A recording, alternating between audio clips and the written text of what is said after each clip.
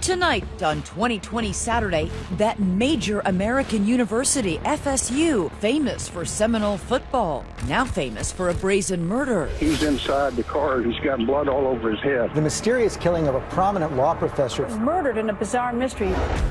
Dan Markel, father, husband, criminal law expert, staked out and gunned down in his garage. Okay, is there a killer on the loose? Tonight, 2020, right there as the case reaches a major new turning point. There was definitely a sense like no one was ever going to catch these guys. Surveillance video of a mysterious green Prius hunting the victim. The people who were there right at the time of the murder. The police tapes of his ex-wife in a bitter divorce. My ex-husband caused me a lot of grief.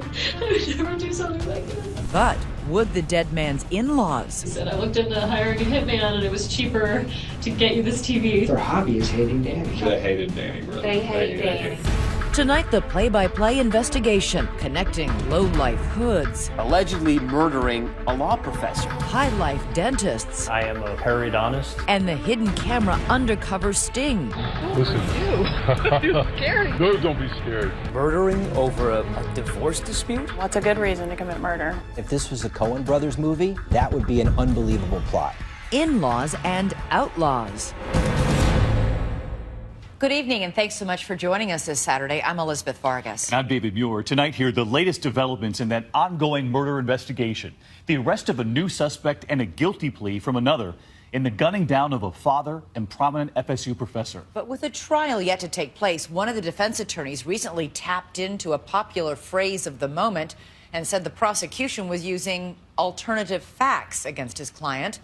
With that, we're sorting out the outlaws from the in-laws. Here's Matt Gutman. The last morning of Professor Dan Markel's life is a glorious Sunshine State Friday. At about 9 a.m., he leaves his Tallahassee home beside the trees dripping with Spanish moss with his two kids in the back seat of his Honda Accord. Takes his children, two young boys, to the creative preschool on Tharp Street. Drops them off. He drives about another 15 minutes to Premier Gym, sort of on the north side of town. 11 a.m. After his workout, Markel drives back home and is headed up the driveway when his cell phone rings. Markel starts a conversation, one he will never finish. He tells the man on the phone, oh, hold on, there's someone unfamiliar in my driveway. And as the man is on the phone, he hears some exchange, then he hears a muffle, a sound, a grunt, and he never hears Dan Markel again. Somebody had walked up to Markel and shot him twice in the head. This was something really strange and was going to be a really big story. If Markel's life flashed before his eyes on that hot Florida morning, it might have looked something like this. The precocious son of a prominent Toronto family, Markel earned degrees from Harvard and Cambridge before landing a job as a criminal law professor at Florida State University. He was extraordinary. He was a gifted young man. Gifted. Donald Wider, former dean of the FSU Law School, says the intense and driven Markel was a superstar. Our second speaker is Dan Markel. A renowned scholar who commanded attention at prestigious legal seminars around the country. But the sentencing issue is distinct from the criminalization question. In the classroom, Markel was regarded as a tough but fair taskmaster. Dan was demanding of himself and of others. He was always exhorting people to do their best, to think independently, to think critically. And hopefully this will provoke some conversation. Thanks. Markel also found success on the domestic front when he met a University of Miami law student 7 years his junior named Wendy Adelson. Adelson was raised among the soaring palm trees and beaches of sunny South Florida. Her well-heeled family operated a lucrative dentistry clinic named the Adelson Institute near Fort Lauderdale, where father Harvey and brother Charlie, I am a periodontist owner, handled the drilling and filling, and her mother Donna coordinated patient care. Attorney Michael Weinstein has known the family since childhood. Harvey opened up his dental practice 40 years ago in Tamarack, Florida, and he's been a pillar of the dental community, doing a great job for patients for the past 40 years. Tell me about Wendy. What is she like? Wendy is an incredibly bright, incredibly intelligent individual. While Wendy Adelson was a serious and committed law student, Her best friend, Tova Walsh, says she was more free-spirited and quirky than her straight-laced boyfriend. Welcome to The Weakest Link. Once appearing on that old quiz show, The Weakest Link. When I was little, I wanted to be a giraffe. Is there anything else you've ever dreamed of? Well, I was in the circus for a while as a contortionist. Wendy is just, fun and full of joy. She's a lovely person who has just boundless enthusiasm and energy and sense of humor. After a whirlwind courtship, Markell and Adelson announced their February 2006 wedding in the New York Times. Friends and family gathered at this synagogue in Boca Raton, Florida, for the ceremony. It was a beautiful and very elegant affair. Wendy looked gorgeous. Dan's friends and Wendy's friends were all there and celebrating with them. The newlyweds settled in Tallahassee, where Wendy also got a job at FSU as a clinical law professor specializing in human trafficking issues. We had 2 previous clinics, and this is the 3rd one coming on board. I think she did a great job. Very poised, capable, professional, competent, articulate. Life seemed blessed for the 2 lawyers in love, especially after the arrival of 2 children. To their many friends in the Tallahassee area, like Alex and Maya Greenberg, it seemed like Dan and Wendy had it all. We went to dinner once at their house, and we left kind of going like, almost feeling God, inadequate. Because they were dancing and singing and happy, and they're just very affectionate. I mean, they called each other the Bears. Mr. Bear was Danny, and Mrs. Bear was Wendy, and that was their thing. Despite the lovey-dovey front, it turns out Wendy's passion for Papa Bear Dan had long ago gone into hibernation. In this podcast she later recorded, Wendy laid bare her feelings for her overachieving husband. Thought I could cheat the system and marry a man I lacked passionate love for. Our marriage dissolved after the children arrived, as the loneliness of being married to someone that didn't view me as an equal crept in. Despite her own impressive career, Wendy says that Dan was constantly belittling her achievements, refusing to even read her passion project, a novel she wrote. I mean, he didn't like fiction, so why read my novel? It was logic, not a lack of love. Then, in September 2012, after a business trip, Markell returns to Tallahassee to find a most extreme home makeover. Much of the furniture and belongings gone. The kids also gone. One of the few things Wendy did leave behind, a crib mattress on the floor with divorce papers on top. New York law professor Ethan Lieb was a close friend of Markell. This was quite stunning to him. Even in his wildest imagination, he doesn't think that this is going to happen, and he doesn't think this is going to happen this quickly. Dan tried to reconcile with Wendy, but then the former contortionist added this new twist. A motion to move the kids 450 miles away to her parents' home in South Florida. And that was a turning point. I think that flipped a switch in it, because then he felt like, okay, I need to fight for me now. I think he went from, at that point, frustration to a little bit angry. Dan successfully fought the relocation, but now the gloves were off. In colorfully worded briefs, he attacked Wendy for the Pearl Harbor-style separation and her Visigoth-like sacking of the marital home. Then, in March 2014, Markell launched an offensive on another front, the mother-in-law. In court papers, he demanded that Donna, Wendy's mom, stop having unsupervised visits with his kids after they told him, "Grandma says you're stupid," and "Grandma says she hates you."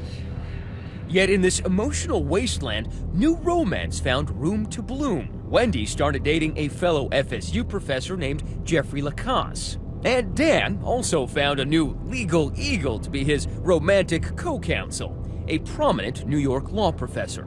And I said, "You have a girlfriend now? You're having fun in life again, you're smiling a lot. You have to start celebrating those things and walk away from this negativity." And he walked away from that conversation saying, "You're right." But on July 18th, right after his morning workout on that beautiful summer's day, he'll be shot down in his driveway. His next-door neighbor calling 911. His driver's side window is shattered, and he's battered and can't answer. He's inside, the car is running, and he's got blood all over his head. He's not responding to me. When we come back, Markel's ex-wife is the first person police bring in. She's all tears and fears. So I understand why I wouldn't be the person you would think would do something. When 2020 returns.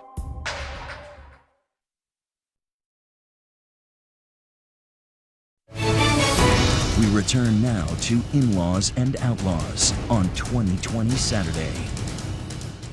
The mysterious killing of a prominent law professor, murdered execution style, shot and killed inside his home. Even by Florida standards, the shooting of law professor Dan Markel is a shocker, a brazen assassination that has residents of his prosperous Tallahassee neighborhood quaking in their tasseled loafers. It's absolutely not the kind of neighborhood where you would ever see something like this happening on 11 a.m. on a Friday morning. The scene on Trescott Drive, grisly. Markel shot twice in the head, breathing but barely alive. So far, there are no good leads. He was shot in this quiet Benton Hills neighborhood. It would seem like this broad daylight shooting, and whoever had done it was gone. Markel is rushed to a local hospital. The cops soon locate ex-wife Wendy Adelson, who is still living in Tallahassee. They take her into this interview room where they tell her what happened. There was a shooting at your ex-husband's home. Daniel, has been taken to the hospital. He's not going to survive. Oh my God. Okay?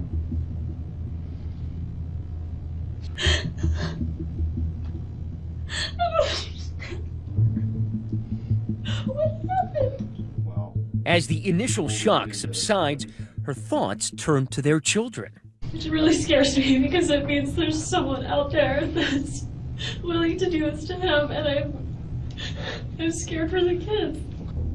Maybe she should be scared for herself. Cops take a hard look at her as a possible suspect. She is the ex-wife, after all. Snapping a photo, swabbing her hands for evidence of gunshot residue. Can I have your phone now? Taking her cell phone, turning her minivan inside out. My ex-husband caused me a lot of grief. I would never do something like this. I know.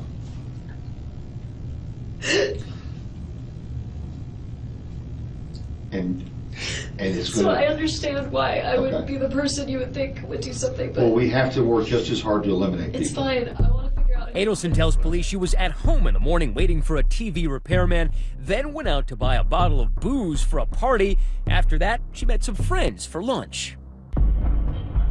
Police, meanwhile, find no evidence of a break-in at the Markel home. Somebody, for some reason, wanted Dan Markel dead, but who?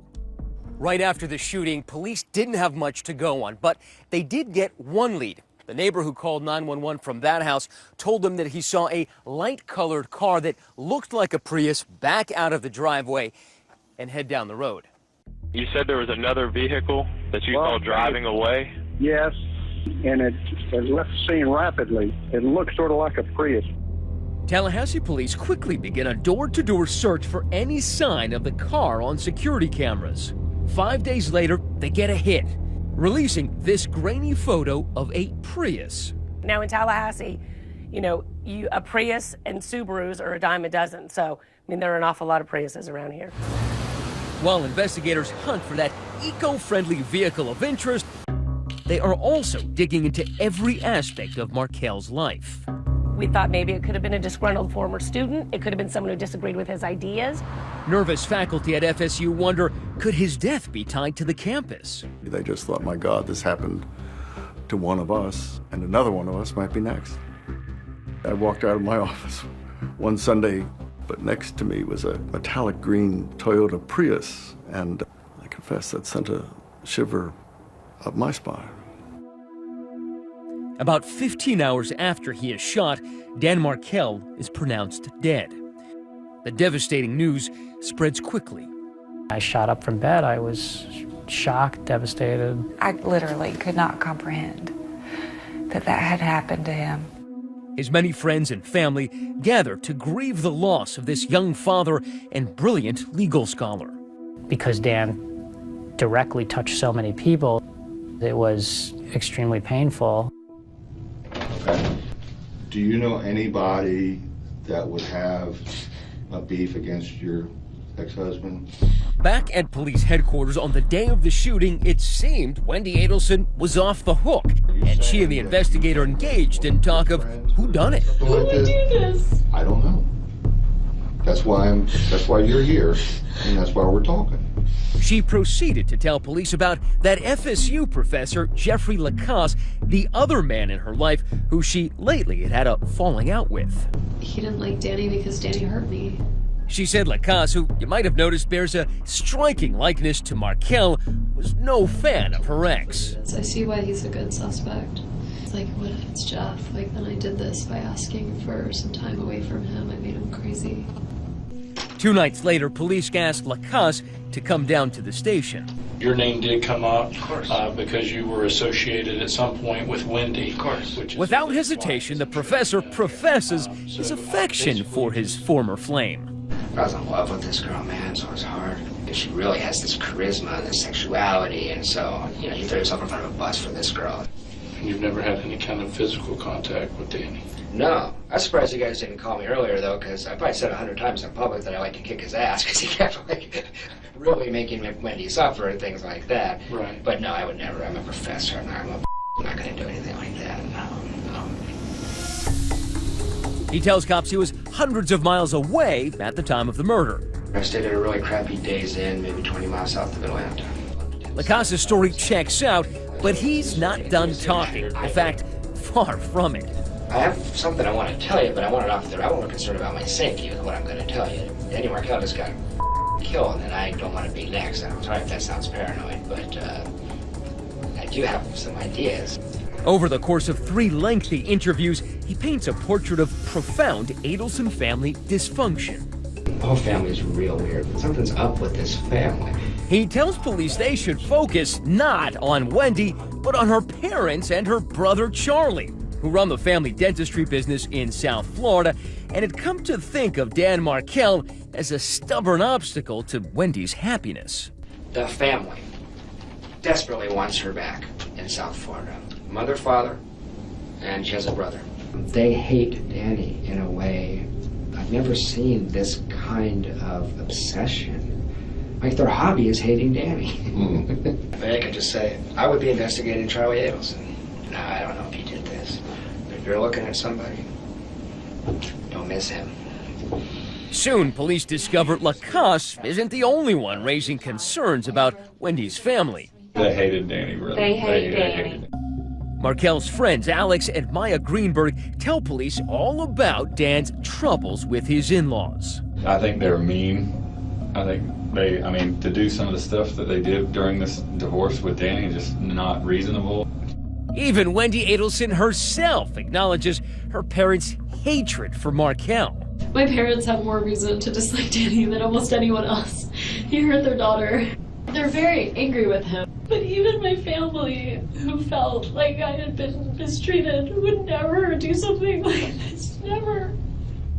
And for all the talk of Wendy's family, they were nowhere near Tallahassee on the day of Markel's murder. The cops are laser focused on tracking down that mysterious green hybrid, and for many months, the case goes cold. All that we knew was that he had been shot in his garage, that there was a Prius-like vehicle that was seen leaving the scene, and that was it. Coming up, something as banal as a toll transponder of all things will lead police hundreds of miles away, far from the FSU quad, to the bloody streets of gangland Miami. The hunt for the killers when 2020 returns.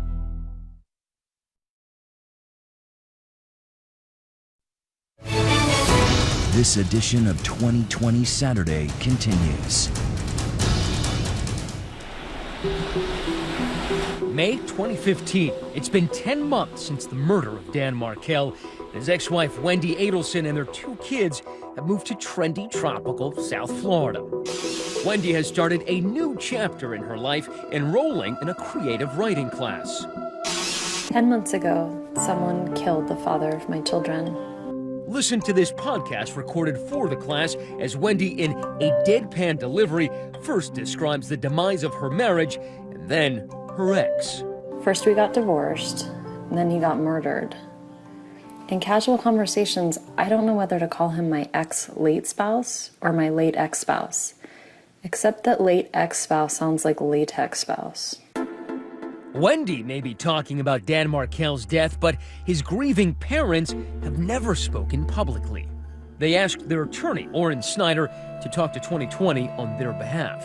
How important is it for them, for authorities, to find Markel's killer? Well, I would say it's impossible for them to move on until the killers and all those responsible for this brutal murder are held accountable. With the Markels fully behind them, the police leave no stone unturned in their efforts to get more information on that green Prius that the neighbors saw leaving the scene of the crime. Police have already looked at every security camera in the area, but then an enterprising investigator decides to check out the cameras installed on the city buses. Bingo! They find this video of what they believe is the suspected green Prius. Although you can't see the driver or read the license plate, police do have one tiny clue. Seen in the windshield of the Prius is a toll transponder. It's a strong indication that the killers weren't from Tallahassee because there are so few toll roads surrounding the city. Police then pull the toll records for all of the Priuses heading into the Tallahassee area around the time of the murder. When police pulled those toll records, it led them here to this hole-in-the-wall rental agency here in Miami that rents mostly hybrids. Now, inside, a contract was signed leading police to the men who rented that green Prius. Here's the eureka moment, the rental agreement. It shows the Prius was rented by a man named Luis Rivera. Using the listed cell phone number, police are quickly able to confirm Rivera's identity, and it turns out he is very well known to authorities. Police say Rivera is a leader in the notorious Latin Kings gang. Latin King organization are a very serious threat to the community. They have been known for armed robberies, homicides, home invasions, carjackings.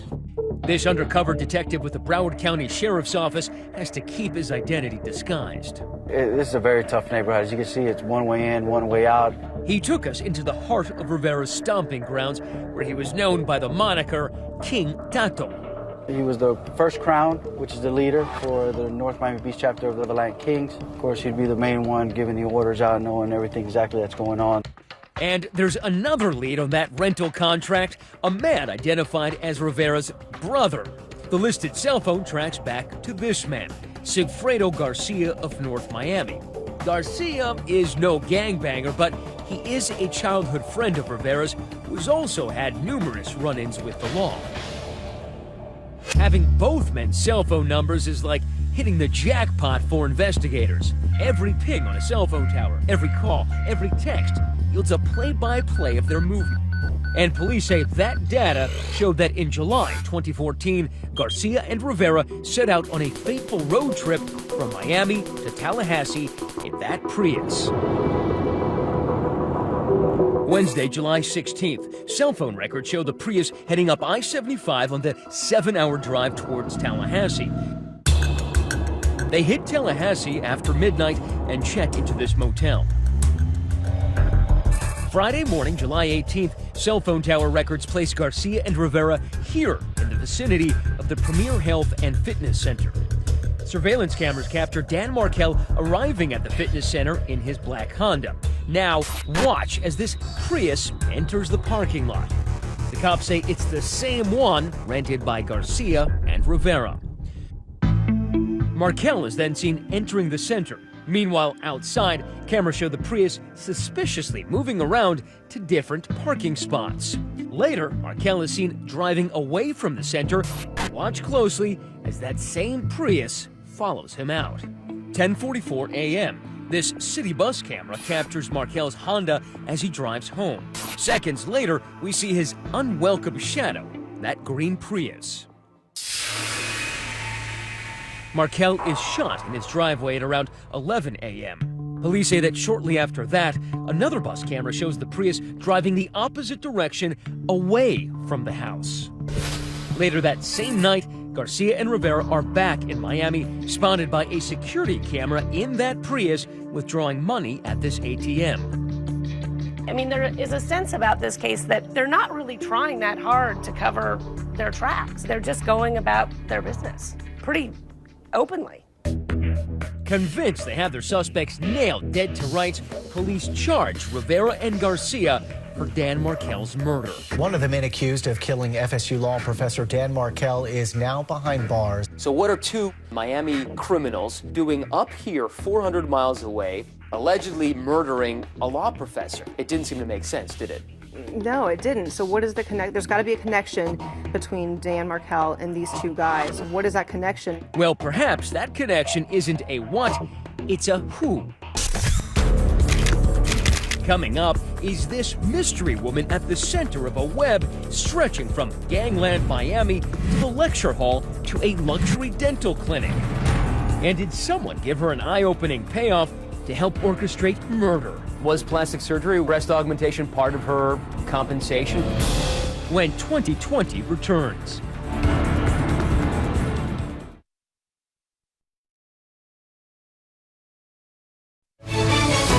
This edition of 2020 Saturday continues. 2 years after the cold-blooded killing of Dan Markel, finally a huge step forward in this case. Two South Florida men, Sigfredo Garcia and Luis Rivera, are charged with Markel's murder. Both have pleaded not guilty. It's a dramatic breakthrough in the case, to be sure, but anchor Abby Maurer of ABC 27 News says there's still a huge unanswered question. Sigfredo Garcia and Luis Rivera down in Miami, what do they have to do with Tallahassee? What do they have to do with Dan Markel? What is the relationship between them? Answer? None. Police can imagine only one motive for these two known felons to whack a noted law professor: money. We can provide additional information regarding this investigation. Last June, police say they've finally cracked the mystery. In a stunning twist, police say they've linked the two alleged killers to none other than Wendy Adelson's family, who run that successful dental clinic. And it just so happens that someone who's on the family payroll is linked to the accused killers. It's this woman, Catherine Magbanua. Now, get this, she's the mother of Garcia's two children. And police discover she is dating Charlie Adelson, Wendy's brother. Well, it's a heck of a coincidence. It is a heck of a coincidence. State Prosecutor Georgia Kappelman says investigators believe the plot was hatched because the Adelsons were desperate for Wendy and the kids to move down to South Florida. And Dan and his legal briefs were standing in the way. The working theory of the case is that the reason for this homicide was due to the bitter divorce that was ongoing. But murdering over a divorce dispute? I mean, what's a good reason to commit murder?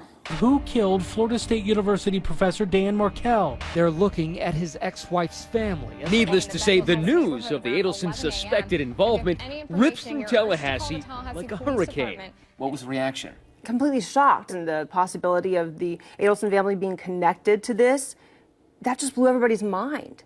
How is this possible? How is this kind of a case, this kind of a crime happening in this town? The family had no involvement whatsoever. So far, none of the Adelsons have been charged with a crime.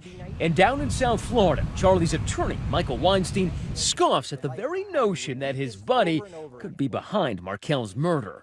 He's a really easygoing, laid back, have a beer, relaxed kind of guy. Did Charlie Adelson have anything to do with Markel's murder? No. He's being looked at because of the fact that he had a dating relationship with Catherine. I'd be naive to sit here and say that there's not a connection because Catherine worked at the Adelson Institute. However, there's no evidence that he solicited any type of murder. None. But there is an almost uncanny connection that the people who were there right at the time of the murder in a car that sure looks like the car that was seen leaving the crime scene is traced back to a man named Garcia, who is the baby daddy of his current girlfriend at the time. And if this was a Coen Brothers movie, that would be an unbelievable plot. But we don't live in a Coen Brothers movie. And as I sit here today, I haven't seen one scintilla of evidence of any money changing hands. But police say they have. An affidavit released just last week asserts that Magbanua made cash deposits of about $44,000 after Markel's murder. Police say she then started receiving paychecks from the Adelson Institute, signed by Wendy's mother, Donna, totaling another $13,000. Was that payroll or a payoff? Police say the two accused hitmen, Garcia and Rivera, seemed to be spending big time right after Markel's murder. And they both made some cash purchases of some vehicles, motorcycles, and that kind of thing after the homicide. Sam Zangane is Garcia's attorney. Where did he get the money to buy the toys that he allegedly bought because he got money for the murder? Well, I don't think he got it from Charlie Adelson, I'll tell you that. Where'd he get them from? I don't know. I'm saying that there's a lot of money movement in South Florida, and, you know, money floats. To single out Sigfredo Garcia and say, where did he get all this money? I mean, just like everybody else. And not everybody else is accused of being a contract killer. But prosecutors allege there was one other big-ticket item that was purchased, or maybe it was two, here in this upscale Coral Gables suburb of Miami, inside this office. It belongs to Dr. Leonard Raudner, voted Miami's best plastic surgeon.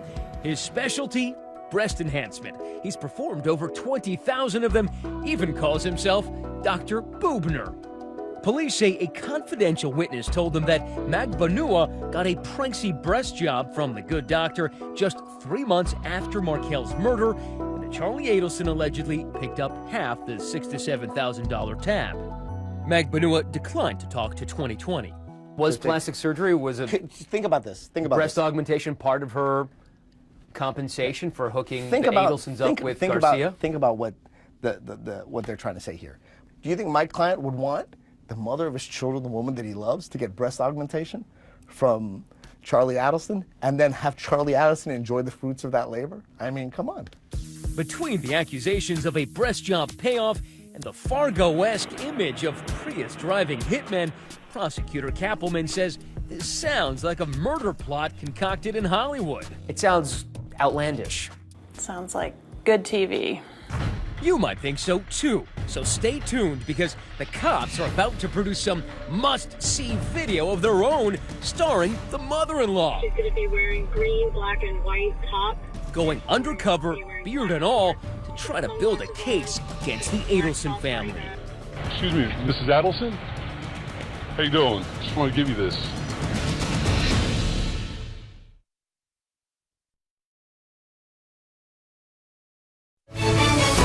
We return now to In-Laws and Outlaws on 2020 Saturday. Rewind. Go back to the July afternoon when Dan Markel was gunned down in his garage. You'll recall that his ex-wife, Wendy Adelson, was brought to the local cop shop that day for the grim news. I'm sorry. I don't know who would do this. Okay.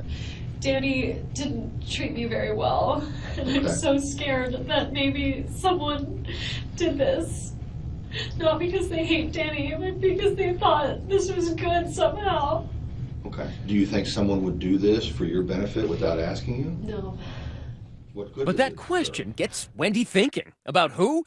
Big brother Charlie, and the eye-opening comments he'd been making after he bought her a TV. Listen to this. You know, it was always this joke. He said, I looked into hiring a hitman and it was cheaper to get you this TV. It was my divorce present. Okay. Such a horrible thing to say. Well, do you think that this guy Charlie would even be capable of doing something like this? No. It's just talk. He's a joker. Okay. But by the time Wendy related the story to her boyfriend, Jeffrey Lacasse, he says there was nothing funny about it. Remember, he planted the seed, telling police how much the Adelsons hated Markel. Here's how he remembered it. She told me that Charlie had looked into having Danny killed in the summer of 2013. She meant it dead serious. Said it would cost about $15,000. $15,000? That's right. Had Wendy ever even hinted that she suspected one of the family members? No, I mean, she's never indicated to me any, suspicion that her family members were connected. Tova Walsh is Wendy's best friend. And, she, like you, like me, sees the coincidence and is horrified by it, but is not, it's something that she can't imagine could be the case. But the cops sure did. Black shorts. Setting up an elaborate scheme with the goal of rattling the Adelsons. This is a rare inside look at a sting operation. The target, Wendy Adelson's mother, Donna, who police suspect could have been in on a plot to kill Markel. This exclusive video shows her on the street in Miami Beach, completely unaware of what is about to occur. Excuse me, Mrs. Adelson? That bearded man comes face to face with Donna. He's actually an undercover agent wearing a body camera. Listen. You're scared. No, don't be scared. Delivering a veiled threat, he's posing as the brother of Luis Rivera, one of the alleged hitmen. He's pressing Donna for payment for services rendered. And I want to let you know that my brother, he helped your family with this problem you guys had up north. He's going through some rough times, and we want to make sure that you take care of what he's going through. Donna's response is barely audible. Well, this will explain it. Thank you. She has the paper, they're walking away. The bait is set. Inside that envelope, police say, is a press release about Dan Markel's murder, a phone number, and a demand for $5,000. But was Donna hooked? All right, you see broke contact, he's heading away, and she's crossing the street. To Sigfredo Garcia's attorney, the video only proves that the investigation has become a fishing expedition. Why else would they do something like this? Because they want to catch lightning in a bottle, because they don't have that yet.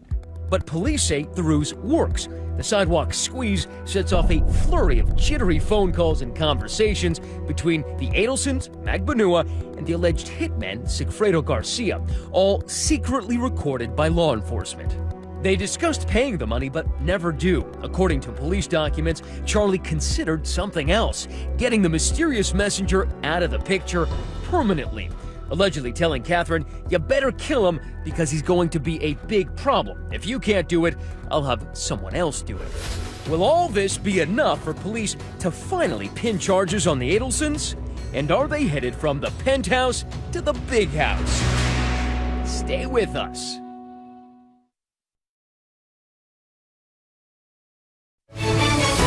This edition of 2020 Saturday continues. Green, black, and white top. For police, the undercover sting was the icing on the cake in their 2-year quest to bring those behind Dan Markel's murder to justice. We want to make sure that you take care of what he's going through.